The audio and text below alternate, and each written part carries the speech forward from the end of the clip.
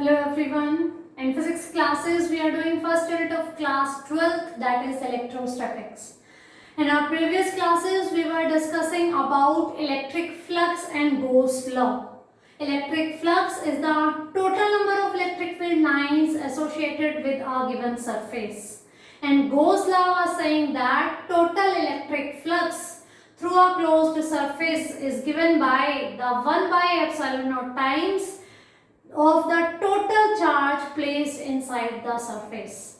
And today onwards we are going to do applications of Gauss law. Means how Gauss law is helping for us. We were saying that with the help of Gauss law we can find out the electric field intensity also. So the first application of Gauss law we are discussing today is electric field intensity due to a uniformly charged spherical shell. Means the surface, the shape we have, it is a uniformly charged spherical shell. Uniformly charged means that shell, at every point of the shell, the charge is same. That is uniformly charged. So let's start with the diagram. Suppose this is the shell, which is uniformly charged. This plus positive Q charge is uniformly distributed on it and capital R is its radius. We need to find electric field intensity due to this shell. Three surfaces are there where we can find out it. Electric field intensity outside the shell at point P, which is outside the shell. We can find out electric field intensity inside the shell and on the surface of shell. So we will find out electric field intensity at three places: outside the shell, inside the shell and on the surface of shell. So first start with the outside place. Our observation point P is at outside the shell. So this point P, students, we know if we have a positive charge, we know electric field lines we can draw like this. And we know it is a non-uniform electric field. Here electric field intensity is E1, then here its value is E2. It is changing at various places. But if I draw a circle like this, which is equidistant from the positive charge, then every point on this circle will have same electric field intensity. We know the electric field intensity due to a point charge is spherically symmetric. If this is a point charge, electric field intensity lines are around it in all the directions, okay, in three-dimensional space. So these are spherically symmetric. At various points its value is different, but at a fixed distance, if we are drawing a circle, then every point on that circle will have same, because it is depending on this distance r. It will depend on this distance r. If r is same and direction is changed, then its value will be same. Similarly, whenever we are going to apply the Gauss law, we are going to imagine a Gaussian surface. Now, what is a Gaussian surface? Gaussian surface is a symmetric surface around a given surface. Okay, we have given a uniformly charged spherical shell. So around it we have imagine a Gaussian surface because it is spherical in shape. So we have drawn a spherical Gaussian surface.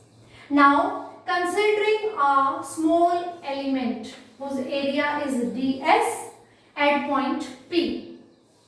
Again students, if you have listened the videos of electric flux and Gauss law, then this concept is clear to you that this direction is showing the electric field intensity because it is positively charged shell.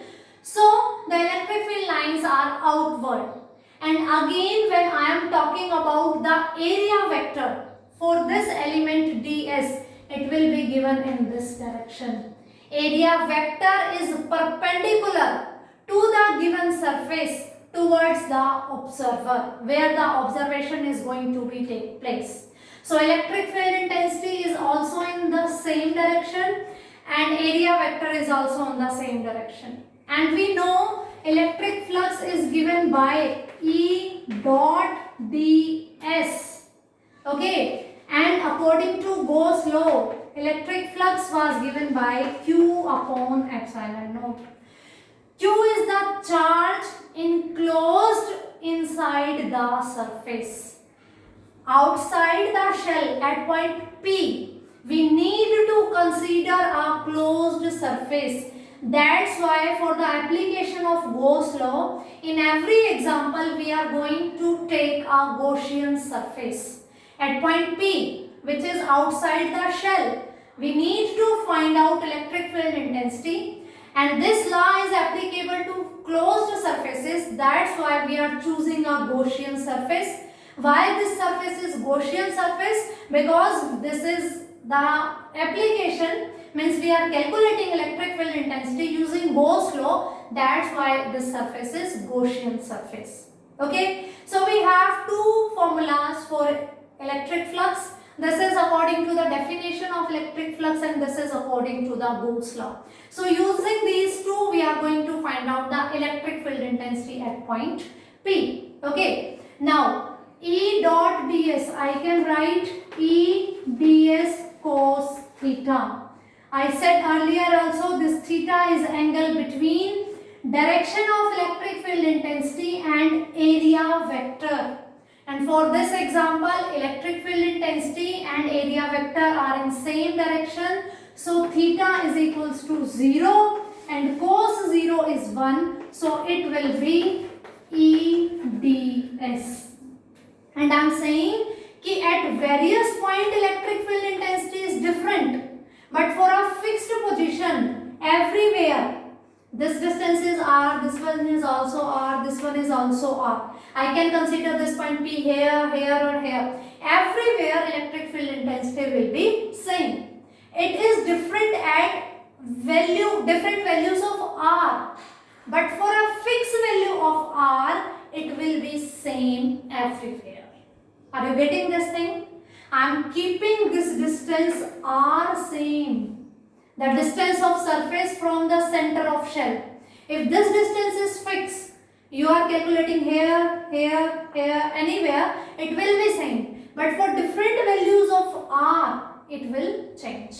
Okay. Now for this Gaussian surface, for this element, angle between E and M is 0. So cos 0 is 1, we get E ds. Okay. Now equating these two equations, E ds is equals to Q by epsilon naught, and E for this surface, of course at every point it is same, and D is with S. So integration should be done for ds. E will come outside, ds is equals to Q by epsilon naught. Now ds is the area of this small one, and integration, closed integration means the surface area of whole the closed surface. This is the shape, spherical shape, and its surface area will be given by 4 pi r square. Why small r, not capital R? Because capital R is the radius of shell and small r is the distance between center and P. It is the radius of this Gaussian surface. ds is on this Gaussian surface. That's why sum of the ds means all the total surface area of this Gaussian surface will be 4 pi r square. R is this distance, is equals to Q upon epsilon naught. So E is equals to Q upon 4 pi epsilon naught r square. So this one is the electric field intensity outside the spherical shell. And if you remember the result, students, it is the similar result as that of point charge. Electric field intensity due to a point charge is given by 1 by 4 pi epsilon naught Q upon r square, where Q here is uniformly distributed over the shell. Okay, that means if a Q present at a point, or if Q is uniformly distributed around a shell due to both at a point P, the electric field intensity will remain same, which is at a distance r from them. Okay, so due to a uniformly charged spherical shell or due to a point charge, if they are having Q charge, electric field intensity will be given by this one. So this is about the electric field intensity outside the shell. Now talk about on the surface of shell.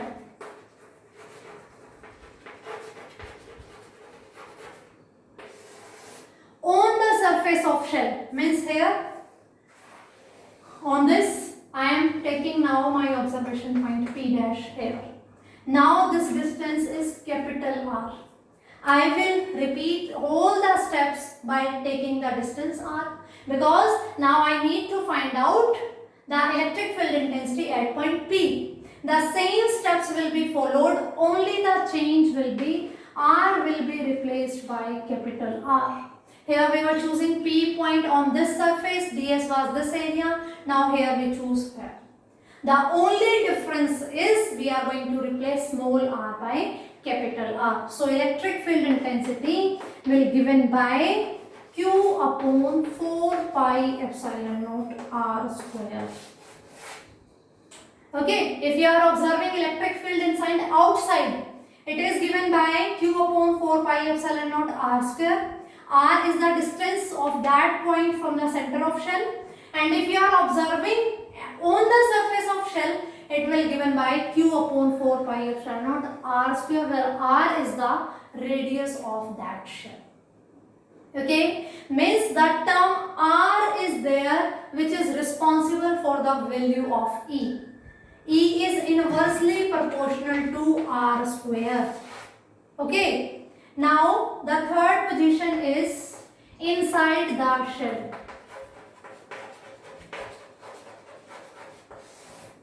Inside the shell here, a statement is saying that electric field intensity due to a uniformly charged spherical shell.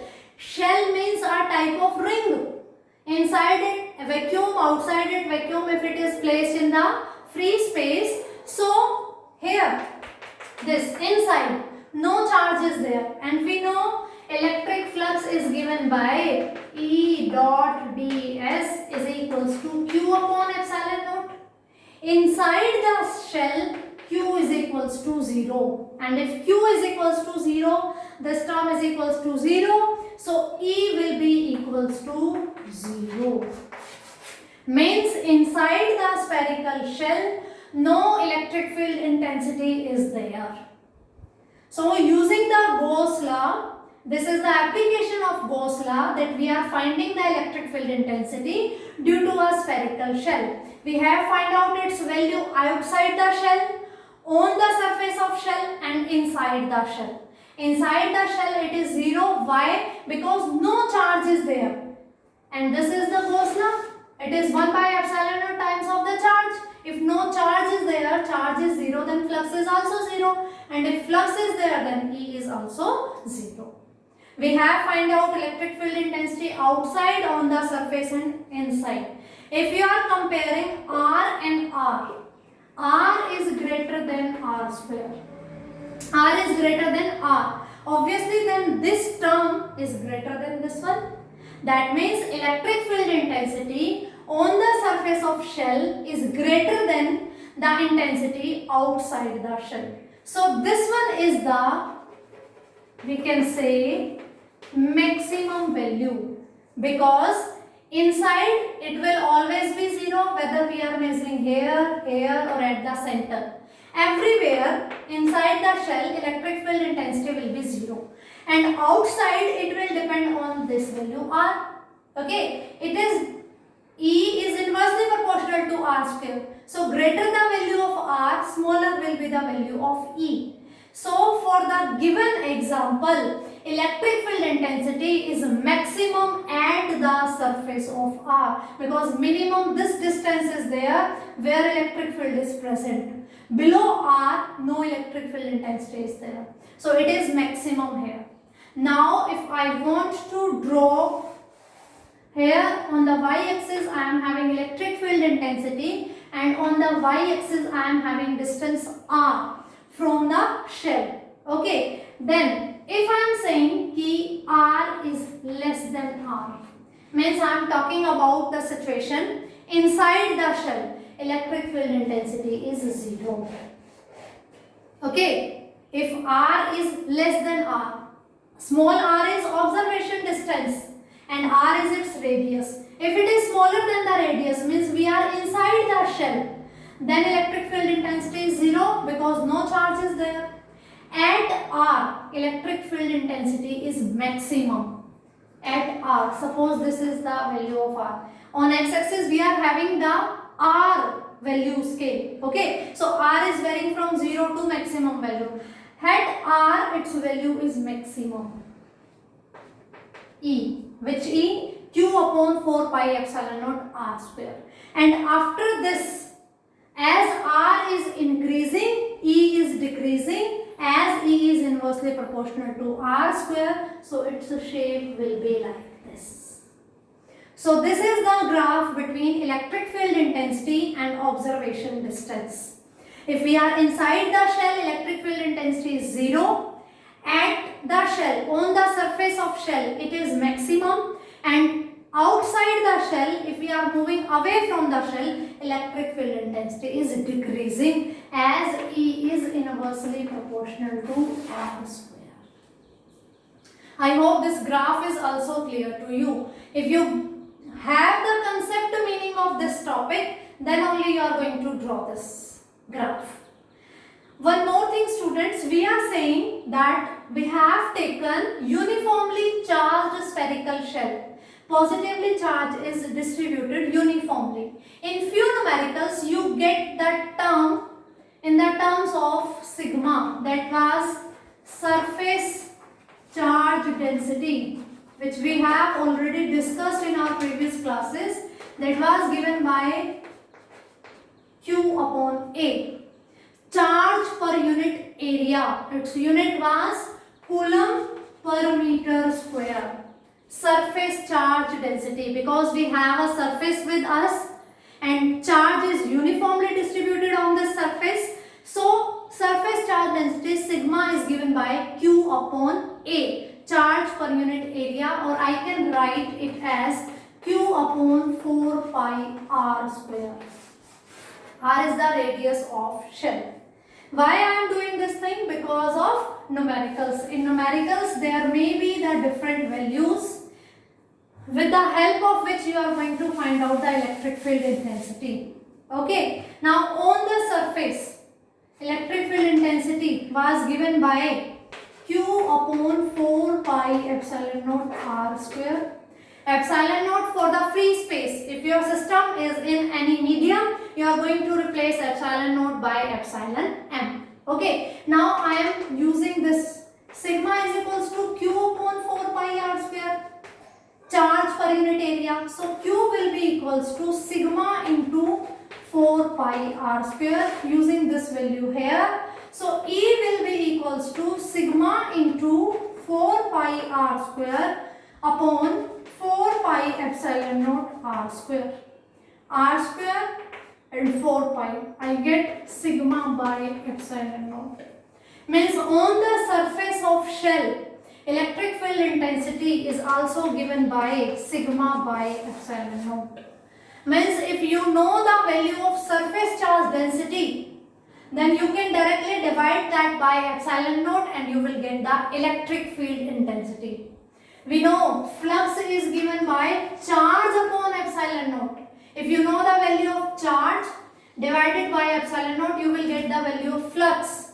For spherical shell, if you know the surface charge density, charge per unit area, divided by epsilon naught, you will get electric field intensity. It will help you in the numericals. Okay? Otherwise, this is the result. If you are observing outside, small r is there. If you are observing on the surface of shell, capital R is there. And that is the graph. I hope this topic is clear to you. Sufficient for today. Thank you.